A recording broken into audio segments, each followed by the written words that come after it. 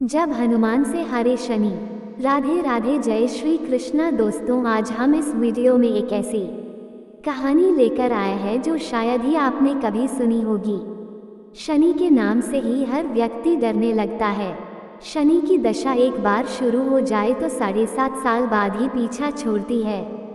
लेकिन हनुमान भक्तों को शनि से डरने की तनिक भी जरूरत नहीं।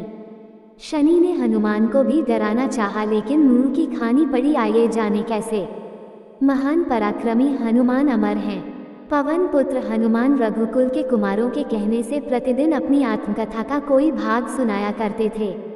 उन्होंने कहा कि मैं एक बार संध्या समय अपने आराध्य श्री राम का स्मरण करने लगा तो उसी समय ग्रहों में पाप ग्रह मंद गति सूर्य पुत्र शनिदेव पधारे। वह अत्यंत कृष्ण वर्ण के भीषण आकार थे। वह अपना सिर प्रायः झुकाए रखते हैं। जिस पर अपनी दृष्टि डालते हैं वह अवश्य नष्ट हो जाता है। शनिदेव हनुमान के बाहुबल और पराक्रम को नहीं जानते थे। हनुमान ने उन्हें लंका में दशग्रीव के बंधन से मुक्त किया था। वह हनुमान जी से विनयपूर्वक किंतु कर्कश स्वर में बोले, हनुमान जी, मैं आपको सावधान करने आया हूँ। त्रेता की बात दूसरी थी, अब कलियुग प्रारंभ हो गया है। भगवान वासुदेव ने जिस क्षण अपनी अवतार लीला का समापन किया उसी क्षण से पृथ्वी पर कले का प्रभुत्व हो गया। ये कलियुग है। इस युग में आपका शरीर दुर्बल और मेरा बहुत बलिष्ठ हो गया है। अब आप पर मेरी 7.5 की दशा प्रभावी हो गई है। मैं आपके शरीर पर आ रहा हूँ। शनिदेव को इस बात का तनिक भी ज्ञान नहीं था कि रघुनाथ के चरणाश्रुतों पर काल का प्रभाव नहीं होता। करुणा निधान जिनके हृदय में एक क्षण को भी आ जाते हैं, काल की कला वहाँ सर्वथा निष्प्रभावी हो जाती है। प्रारब्ध के विधान वहाँ प्रभुत्वहीन हो जाते हैं। सर्व समर्थ पर ब्रह्म के सेवकों का नियंत्रण संचालन पोषण प्रभु ही करते हैं।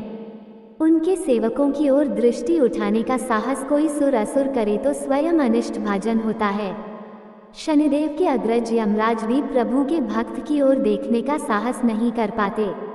हनुमान जी ने शनिदेव को समझाने का प्रयत्न किया, आप कहीं अन्यत्र जाएं। ग्रहों का प्रभाव पृथ्वी के मरणशील प्राणियों पर ही पड़ता है। मुझे अपने आराध्य का स्मरण करने दें। मेरे शरीर में श्री रघुनाथ जी के अतिरिक्त दूसरे किसी को स्थान नहीं मिल सकता। लेकिन शनिदेव को इससे संतोष नहीं मिला। वह बोले, मैं सृष्टिकर्ता के विधान से विवश हूँ। आप पृथ्वी पर रहते हैं, अतः आप मेरे प्रभुत्व क्षेत्र से बाहर नहीं हैं। पूरे 22.5 वर्ष व्यतीत होने पर 7.5 वर्ष के अंतर से 2.5 वर्ष के लिए मेरा प्रभाव प्राणी पर पड़ता है, किंतु ये गौण प्रभाव है। आप पर मेरी 7.5 आज इसी समय से प्रभावी हो रही हो। मैं आपके शरीर पर आ रहा हूँ, इसे आप टाल नहीं सकते। फिर हनुमान जी कहते हैं, जब आपको आना ही है तो आइए, अच्छा होता कि आप मुझ वृद्ध को छोड़ ही देते। फिर शनिदेव कहते हैं, कलियुग में पृथ्वी पर देवता या उपदेवता किसी को नहीं रहना चाहिए।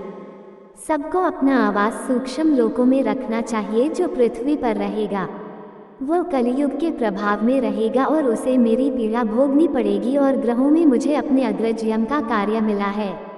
मैं मुख्य मारक ग्रह हूँ और मृत्यु के सबसे निकट वृद्ध होते हैं, अतः मैं वृद्धों को कैसे छोड़ सकता हूँ। हनुमान जी पूछते हैं, आप मेरे शरीर पर कहाँ बैठने आ रहे हैं। शनिदेव गर्व से कहते हैं, प्राणी के सिर पर। मैं 2.5 वर्ष प्राणी के सिर पर रहकर उसकी बुद्धि विचलित बनाए रखता हूँ। मध्य के 2.5 वर्ष उसके उदर में स्थित रहकर उसके शरीर को अस्वस्थ बनाता हूँ व अंतिम 2.5 वर्ष पैरों में रहकर उसे भटकाता हूँ। फिर शनिदेव हनुमान जी के मस्तक पर आ बैठे तो हनुमान जी के सिर पर खाज हुई। इसे मिटाने के लिए हनुमान जी ने बड़ा पर्वत उठाकर सिर पर रख लिया। शनिदेव चिल्लाते हैं, यह क्या कर रहे हैं आप।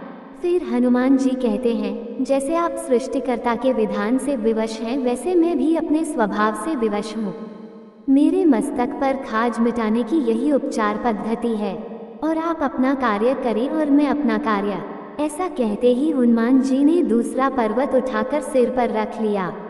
इस पर शनिदेव कहते हैं, आप इन्हें उतारिए, मैं संधि करने को तैयार हूँ। उनके इतना कहते ही हनुमान जी ने तीसरा पर्वत उठाकर सिर पर रख लिया तो शनिदेव चिल्लाकर कहते हैं, मैं अब आपके समीप नहीं आऊँगा।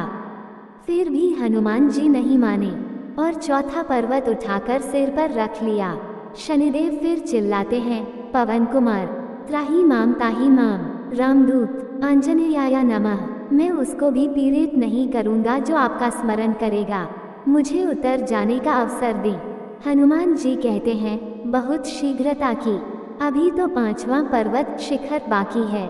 और इतने में ही शनि मेरे पैरों में गिर गए और कहा, मैं सदैव आपको दिए वचनों को स्मरण रखूंगा। आघात के उपचार के लिए शनिदेव तेल मांगने लगे। हनुमान जी तेल कहाँ देने वाले थे, वही शनिदेव आज भी तेलदान से तुष्ट होते हैं। दोस्तों, ये थी आज की कहानी। आपको हमारी वीडियो अच्छी लगी हो तो वीडियो को लाइक करें, चैनल को सब्सक्राइब करें, कमेंट में जय श्री राधे कृष्णा लिखना ना भूलें। राधे राधे दोस्तों।